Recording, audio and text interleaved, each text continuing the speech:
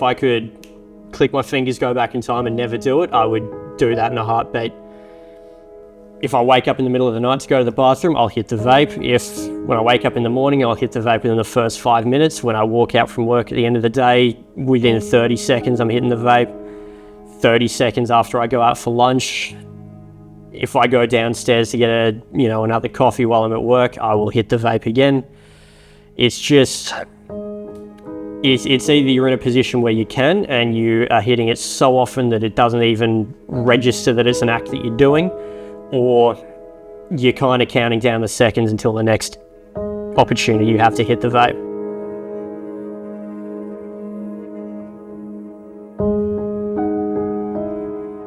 We've done that saliva test, and what it's come back showing us is, you could see this, is that the lines of nicotine, and we've done this so that you can have a really good indication, not just of a yes/no nicotines in your vape, but at what level you're getting from it, right?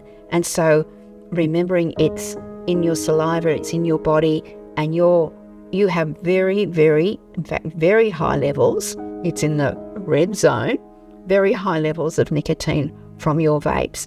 And I would say that would be at least twice as high as what you would get from smoking. What are the dangers of vaping? Well, the dangers of vaping, from my perspective, is the fact that you're inhaling something into your lungs, be it cigarette smoke or any other sort of smoke or vape. It's not benign, it's not water vapour. The vape from vaping contains nicotine, of course, flavourings, which are really very bad for the lining of the lung and the upper airways, and other components we're not always aware of and not always privy to knowing what's in them, that are really very detrimental to the lining of the lung to start with.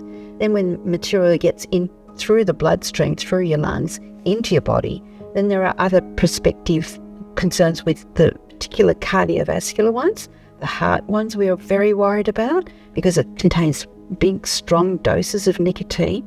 People are fooled in thinking they don't contain nicotine. That's not true. 99.9% of vapes contain nicotine. All the blood vessels are affected by that. So there's that aspect of it, as well as, from my perspective, also the addictive nature of it. So nicotine is a very addictive drug. We know that through smoking and how difficult it has been for people to quit smoking. Some, of course, have more difficulties than others.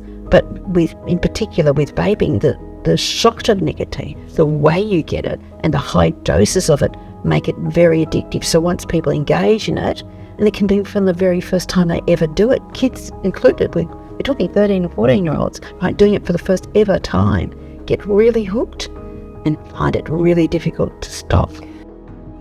Put the tube into your mouth and wait. Hold your breath, hold your breath, hold your breath, hold your breath, hold your breath, and...